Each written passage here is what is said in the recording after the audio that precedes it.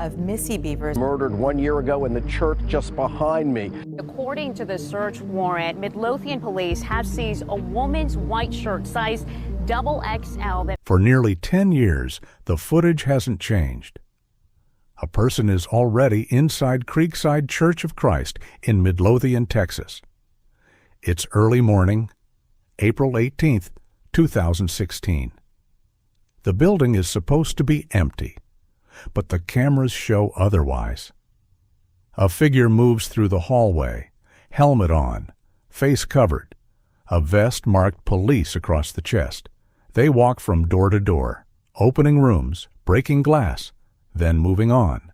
No urgency, no attempt to hide, no sign that anyone else is there. The footage shows the person inside the building minutes before 4:20 a.m. At approximately 4:18 a.m., Terri Missy Bevers arrives at the church. She enters alone. What happens after that is not shown in any publicly released footage. But what happened inside that building was ruled a homicide. The person seen on camera has never been identified, and for nearly 10 years the footage hasn't changed. But behind the scenes, something has. Welcome to Condemned Files. In today's case, we're looking at the 2016 killing of Terri Missy Bevers inside Creekside Church of Christ in Midlothian, Texas. If you're new here, subscribe. And let us know where you're watching from. Now, let's get into it. The cameras begin recording after the person is already inside. There is no visible entry, no moment where the doors are forced open. By the time the footage starts, the person is already there, moving through the building. The pace is steady, controlled. Doors open one after another. Rooms are entered, then left behind. Glass panels are struck and broken. The sound is not heard. There is no audio, but the action is clear. Nothing appears to be taken. Nothing appears to be carried out, only movement and time. The footage shows the person inside for several minutes. No one else appears, and no one interrupts them. At that point, there is still no sign of Missy Bevers.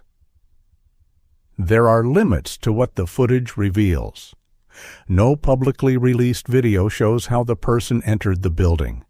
No footage shows what happens after Missy arrives. There is no audio, no voices, no indication of a struggle, only silence. Investigators confirm that damage occurred inside the church, but no confirmed theft has ever been publicly reported. Nothing clearly taken, nothing clearly missing. And that leaves a question. If nothing was taken, why was the person there?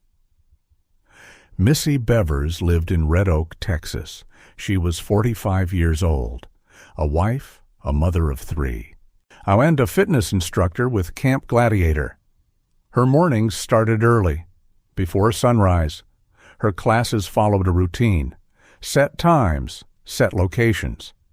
Participants knew where to go and when to be there. It was a system built on consistency, a schedule that rarely changed. And on April 18th, 2016, it didn't.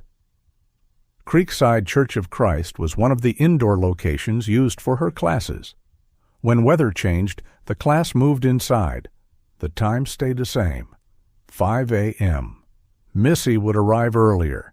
She would unlock the building, prepare the space, set everything up before anyone else arrived. That meant there was always a moment where she was alone, inside the building, and that moment was predictable. On April 17, 2016, rain was expected overnight. Missy informed her class, and the next session would be indoors. The location was shared. The time remained unchanged.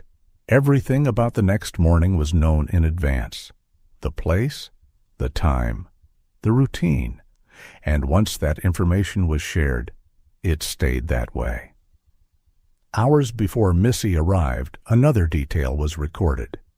Between approximately 2 and 3 a.m., a vehicle was seen near SWFA outdoors in Midlothian. It moved slowly through the parking lot. At times it stopped. Headlights appeared in different positions. Then it left. The vehicle has never been publicly identified. Investigators reviewed the footage, but no confirmed connection has been announced. Still, the timing placed it in the area before everything else. At some point before 4:20 a.m., the individual was already inside the church. No publicly released footage shows how entry was made. The person moves freely. Doors open without resistance. Rooms are accessed without interruption. No other individual appears in the footage. The building remains quiet, at least until Missy arrives.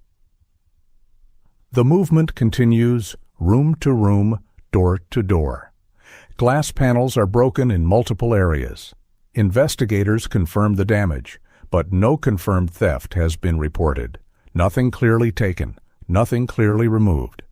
Just presence, just movement, and time passing inside the building. At approximately 4:18 a.m., Missy Bevers arrives. Rain falls outside. She enters the building alone.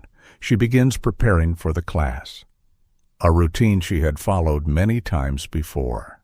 Nothing about that moment appears different. Nothing appears unusual. But inside that building, something had already changed. What happens next is not shown in publicly released footage. Missy Bevers was attacked. Her death was ruled a homicide. Authorities have not publicly confirmed the exact weapon used. No audio, no confirmed sequence of events, only the outcome, and the knowledge that someone else was already inside. Shortly after 5 a.m., a participant arrives. The class is about to begin. Inside the building, Missy Bevers is found. Emergency services are contacted. Law enforcement responds. The routine morning ends. The investigation begins. Midlothian police secure the scene.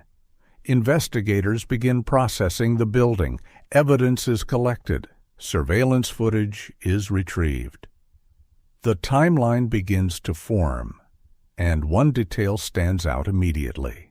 When someone else was inside that building before Missy arrived. Police release portions of the surveillance footage. The public sees the individual, walking, moving, breaking glass. The video spreads. People begin analyzing it, frame by frame, step by step. Tips begin to come in, but no identification is confirmed. Attention shifts to movement, the way the individual walks. Some believe it appears unusual. Speculation begins. Injury, disguise, natural movement. Investigators have not confirmed a conclusion. Even with clear footage, identity remains uncertain. The clothing conceals everything. Helmet, vest marked police, gloves, no visible skin, no clear features, nothing that reveals identity, only shape, only movement. Investigators examine Missy's communications. Reports indicate unusual messages prior to her death. Those reports are investigated. No confirmed link has been publicly established, but the detail remains part of the case. People connected to Missy are interviewed, those familiar with her routine, those who had contact with her. No suspect is publicly identified. No charges are filed. Each lead is examined, and then closed. Over time, thousands of tips are submitted. Investigators continue reviewing information. Authorities have stated the case remains active. No arrest has been made. No suspect has been publicly identified. And yet, the investigation continues. The footage remains. The same hallway, the same figure, the same movement, seen clearly, recorded, watched by millions, and still never identified. And the evidence has always been there, and nearly 10 years later, it still hasn't been enough.